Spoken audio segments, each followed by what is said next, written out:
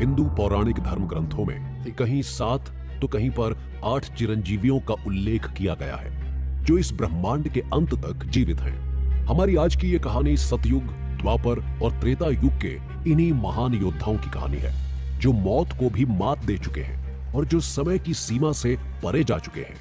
इन चिरंजीवियों की कहानी पर अगर आपको विश्वास ना हो तो कोई जाकर पूछे पृथ्वीराज चौहान से कि मोहम्मद गौरी से हारने के बाद जब वो जंगलों में भटक रहे थे तो उनका सामना किससे हुआ था। कोई जाकर पूछे तुलसीदास से कि रामायण को रामचरितमानस में बदलने की क्षमता उन्हें किसने दी। और अगर जीवन और मृत्यु का चक्र तोड़कर ये चिरंजीवी आज भी जीवित हैं, तो उन्हें किसकी प्रतीक्षा है और उनकी ये प्रतीक्षा कभी समाप्त होगी या नहीं। अगर होगी तो कब खत्म होगी। कहां है ये 7 चिरंजीवी, किस रूप में है, क्यों नहीं आते ये हमारे सामने, और जो ये सामने आ गए तो क्या होगा। इन 7 चिरंजीवियों की यह अनोखी कहानी आपको एनर्जी कंजर्वेशन थ्योरी और इन्फिनिटी का रहस्य बता सकती है। ये आपको मृत संजीवनी और अमरत्व का महत्व समझा सकती है। सप्त चिरंजीवियों की ये कहानी युगों की प्रतीक्षा की एक ऐसी दास्तान है जो सतयुग से शुरू होकर कलयुग के अंत तक चलने वाली है। अब इस पूरी कहानी में बहुत से सवाल जुड़े हुए हैं। सवाल यह है कि कौन है ये सप्त चिरंजीवी या 7 इमॉर्टल्स। अगर इनका अस्तित्व आज भी है तो ये आखिर है कहां। क्या सच में हमारे इस युग का यानी कलयुग का अंत होने वाला है, या सच में पृथ्वी पर कल्कि का प्रलय आने वाला है। क्या ये ब्रह्मांड एक बार फिर नए सिरे से नए जीवन की शुरुआत करने वाला है। और कौन है कल्कि, कल्कि और कलिराज का रहस्य क्या है।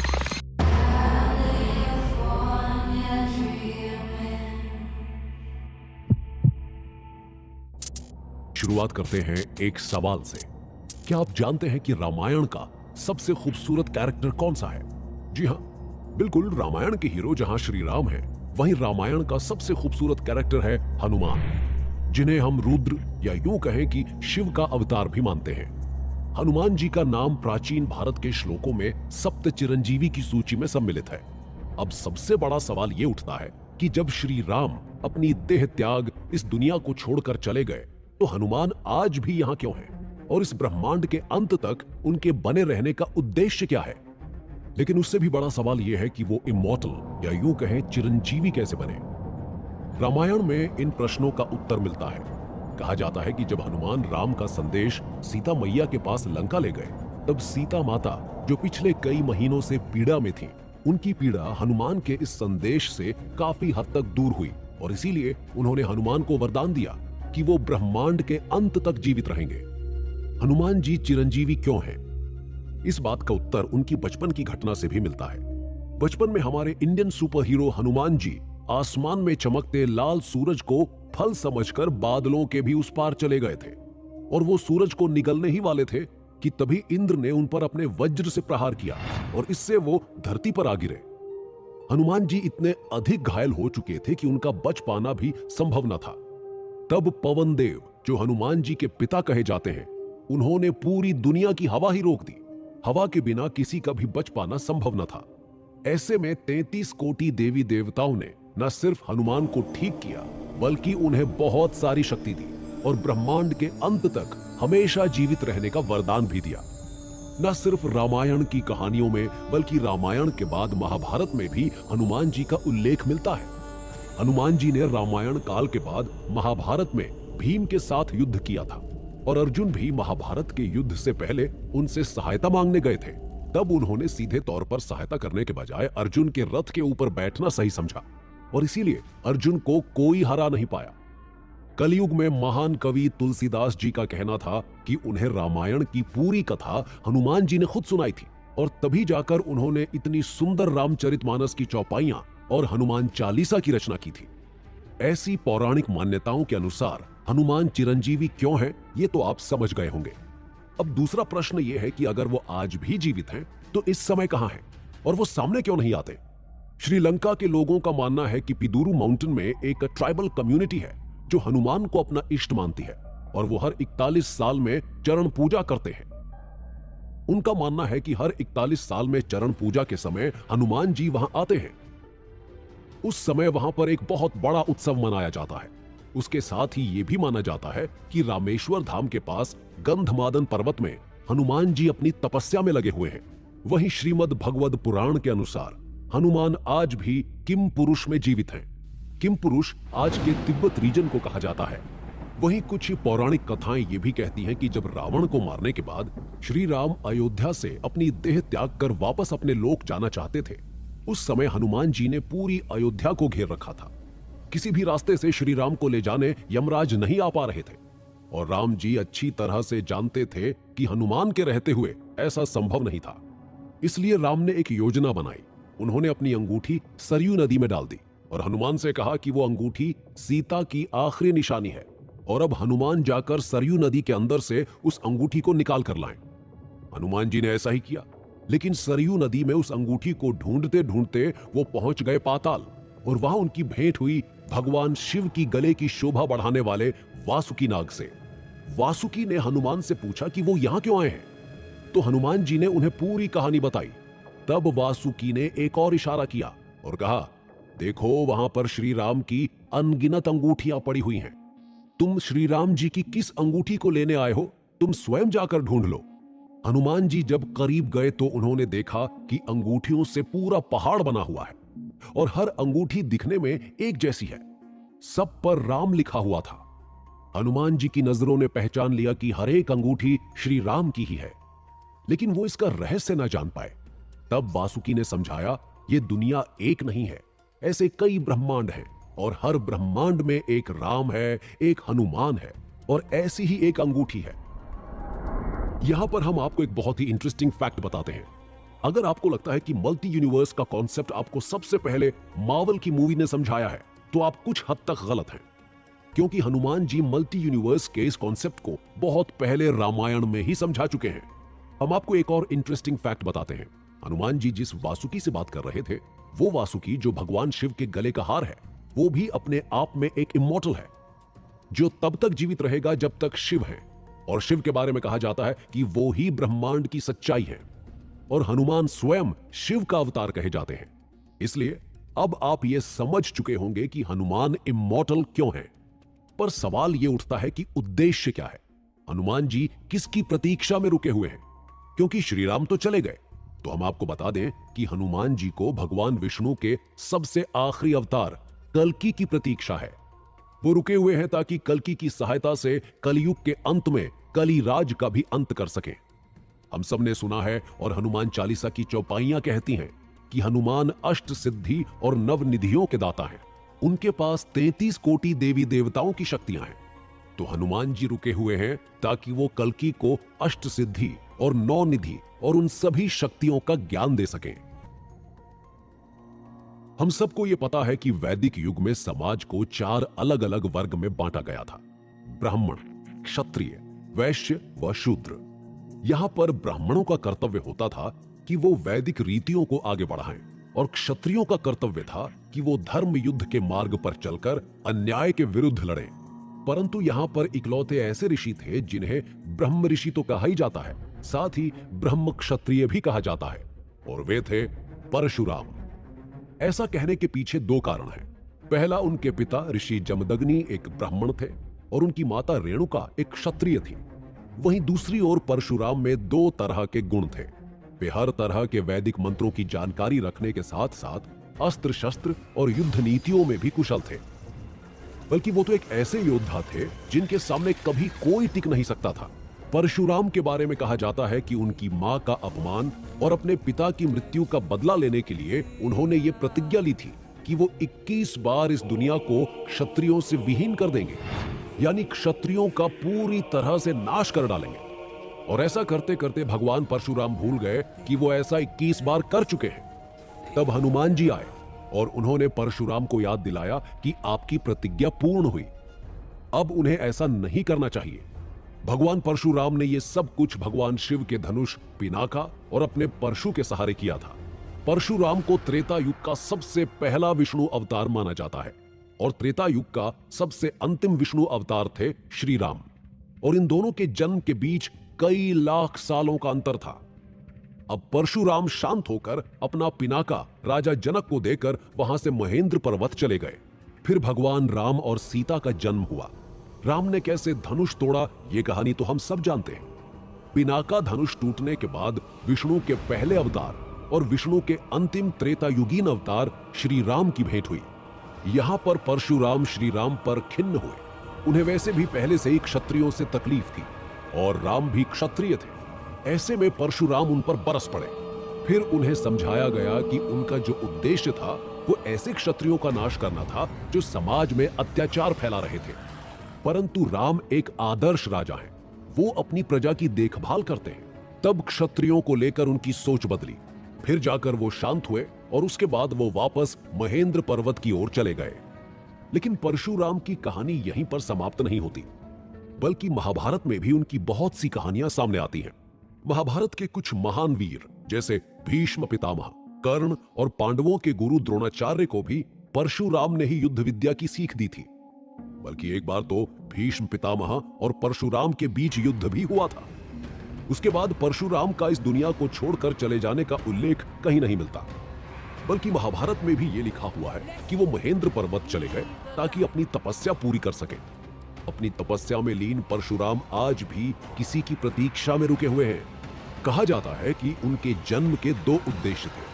पहला, उस समय जो क्षत्रिय अत्याचार कर रहे थे उनका नाश करना, उन्हें सबक सिखाना, और दूसरा, भगवान विष्णु के सबसे अंतिम अवतार कल्कि का युद्ध गुरु बनना।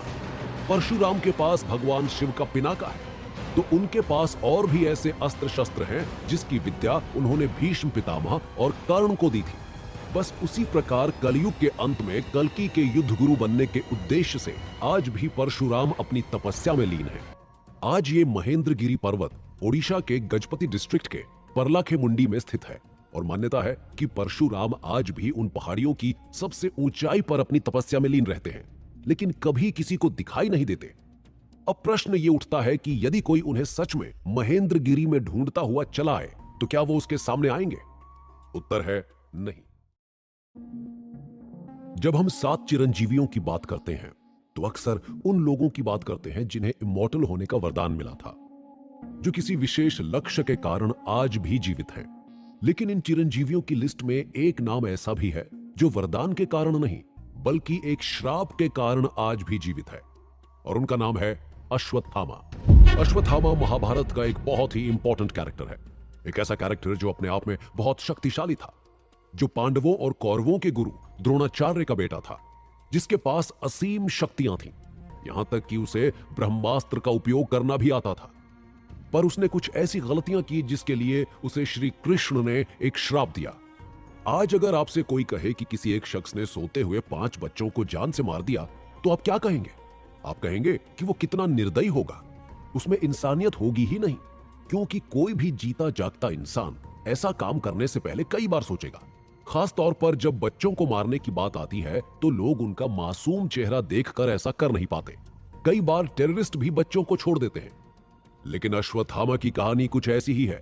अश्वत्थामा ने महाभारत के युद्ध में कौरवों की ओर से लड़ाई की थी। अश्वत्थामा ने कौरवों को जिताने का भरसक प्रयास किया और काफी हद तक उन्होंने पांडवों को नुकसान भी पहुंचाया, क्योंकि जैसे हम बात कर चुके हैं उनके पास ब्रह्मास्त्र था और भी बहुत सारे डिवाइन अस्त्र शस्त्र थे जिनकी उन्हें जानकारी थी। लेकिन फिर भी सच्चाई की जीत हुई। पांडव जीते और कौरव हार गए, और अश्वत्थामा को यह हार बर्दाश्त न हुई। वो अपने सबसे अच्छे मित्र दुर्योधन को युद्ध भूमि में दर्द में तड़पता देख विचलित हो उठे, और उन्होंने दुर्योधन से प्रतिज्ञा की कि वो पांडवों के वंश का नाश कर देंगे।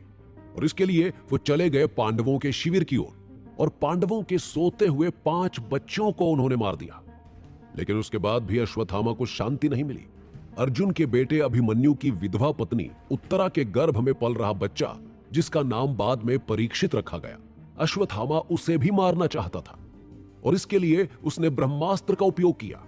श्री कृष्ण ने परीक्षित को तो बचा लिया, लेकिन पांडवों के 5 बच्चों को मारने और परीक्षित को मारने का प्रयास करने को लेकर श्री कृष्ण अश्वत्थामा से बहुत खिन्न हुए, क्रोधित हुए, और श्री कृष्ण ने अश्वत्थामा को श्राप दिया। श्री कृष्ण ने अश्वत्थामा से कहा कि तुम्हें अपनी हार बर्दाश्त नहीं है, तुम्हें दुर्योधन का दर्द बर्दाश्त नहीं है, लेकिन तुम इसी दर्द के साथ इस ब्रह्मांड के अंत तक जीवित रहोगे। तुम्हें अमरत्व का वरदान नहीं मिलेगा, अपितु अमरत्व का श्राप मैं तुम्हें देता हूं। श्री कृष्ण ने यह भी कहा था कि तुम कुष्ठ रोग के साथ जीवित रहोगे और अपने इलाज के लिए इधर उधर तड़पते घूमते रहोगे। ऐसा कहते हुए उन्होंने अश्वत्थामा के माथे पर जो मणि थी उसे निकाल लिया। महाभारत की कुछ कथाओं में यह भी कहा जाता है कि द्रोणाचार्य को एक ऐसे बच्चे की चाहत थी जो चिरंजीवी हो, जिसे कोई रोग न सताए, जिसे किसी देवी देवता का डर ना हो, जो असीम शक्तियों से संपन्न हो। और इसी चाहत में उन्होंने भगवान शिव की तपस्या की और शिव ने उन्हें अश्वत्थामा का वरदान दिया। अश्वत्थामा जब जन्मे थे उनके सिर पर एक मणि थी।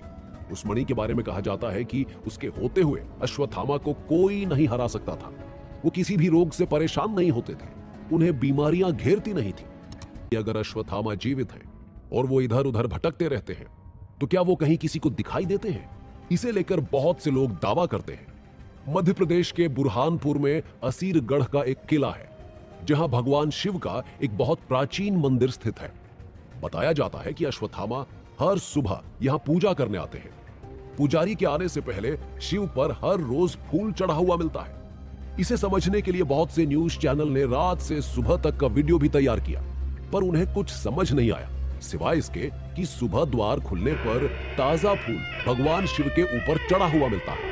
और इसी मंदिर के आसपास एक अजीब से 12 से 14 फीट लंबे इंसान को कई बार देखा गया है, जो लोगों से हल्दी और तेल मांगता है। कुछ लोग ये भी दावा करते हैं कि पास के तालाब में अश्वत्थामा को उन्होंने नहाते हुए भी देखा है। इसके साथ ही मध्य प्रदेश के एक आयुर्वेदिक डॉक्टर और गुजरात के एक रेलवे इंजीनियर ने भी ऐसा ही कुछ दावा किया है। यहां तक कि भारत के एक महान योद्धा पृथ्वीराज के जीवन पर लिखी गई बहुत ही फेमस किताब पृथ्वीराज रसूल में भी अश्वत्थामा का उल्लेख मिलता है। इस किताब में बताया गया है कि जब पृथ्वीराज चौहान मोहम्मद गौरी से हारने के बाद भटकते हुए जंगल की ओर चले गए, तब उनकी भेंट जंगलों में अश्वत्थामा से हुई थी। बताया जाता है कि पृथ्वीराज चौहान ने अश्वत्थामा के सिर पर मणि के निकलने का घाव और उस पर हुए इन्फेक्शन का इलाज करने की पूरी कोशिश की थी, क्योंकि पृथ्वीराज अपने आप में एक बहुत बड़े आयुर्वेदाचार्य थे। पर घाव भरा नहीं और उसके बाद अश्वत्थामा अपना परिचय उन्हें देकर वहां से चले गए। विभीषण को भी रामायण का एक इंपॉर्टेंट कैरेक्टर माना जाता है। वो रावण के भाई थे और रावण और राम के बीच जो युद्ध हुआ था उसमें विभीषण ने राम की बहुत सहायता की थी। लंका की हर महत्वपूर्ण जानकारी और रावण की कमजोरी से उन्होंने राम को परिचित करवाया था और इस बात से श्री राम अति प्रसन्न थे। वो विभीषण को अपना सबसे अच्छा मित्र मानते थे। इतनी कहानी तो हम में से हर कोई जानता है और आप ये भी जानते होंगे कि युद्ध में श्री राम के हाथों रावण के मारे जाने के बाद श्री राम ने विभीषण को लंका का राजा बनाया था। विभीषण लंका का राजकाज देख रहे थे, परंतु उन्हें राम के दर्शन की आदत हो गई थी। जब भी उन्हें अवसर मिलता वो लंका से तुरंत अयोध्या भाग जाते और श्री राम के दर्शन किया करते। पर अब राम इस दुनिया को छोड़कर जाने लगे थे। विभीषण को जब ये बात पता चली तो हनुमान की भांति वो भी बहुत दुखी हुए और उन्होंने श्री राम से कहा कि ऐसे मैं तो जीवित ना रह पाऊंगा, मुझे भी आप अपने साथ ले चलिए। तब श्री राम ने कहा, नहीं, आपके जाने का समय अभी नहीं आया है। जैसे रावण और मेरे युद्ध में आपने मेरी सहायता की थी, वैसे ही कलयुग के अंत में एक बहुत भीषण युद्ध होगा जिसमें धर्म और अधर्म की एक बार फिर लड़ाई होगी और उस समय अधर्म को हराने के लिए आपको एक बार फिर मेरे ही एक अवतार का साथ देना होगा। वैसे ही सहायता करनी होगी जैसे आपने इस युद्ध में मेरी की। एक और कहानी है जो रामायण और कुछ प्राचीन धर्म ग्रंथों में पढ़ी जा सकती है। उस कहानी के हिसाब से रावण अपने भाई विभीषण से बहुत खिन्न थे, क्योंकि उन्हें लगता था कि विभीषण ने उनके साथ धोखा किया है और राम को जाकर लंका के बारे में सब कुछ बताया है। रावण की कमजोरी और रावण को हराने में राम की सहायता विभीषण ने ही की है। इस बात से खिन्न होकर रावण ने मरते समय विभीषण को श्राप दिया था कि तुम बिना परिवार के हमेशा ब्रह्मांड के अंत तक इस दुनिया में जीवित रहोगे। कहानियां अलग अलग हैं, परंतु विभीषण के जीने का उद्देश्य एक है और वो कलयुग के अंत तक कल्कि की प्रतीक्षा है और उसी प्रतीक्षा में विभीषण आज भी रुके हुए हैं। विभीषण चिरंजीवी क्यों है ये तो हमने जान लिया, अब प्रश्न ये उठता है कि बाकियों की तरह वो रहते कहां हैं? तो कहा जाता है कि विभीषण को अगर देखना है तो आप उन्हें हर रोज सुबह जगन्नाथ स्वामी के मंदिर के आसपास देख तो नहीं सकते, पर महसूस अवश्य कर सकते हैं। और विभीषण आज भी लंका में रहते हैं। वो इस प्रतीक्षा में लगे हुए हैं कि कब कल की आए और वो दुनिया के सामने आए।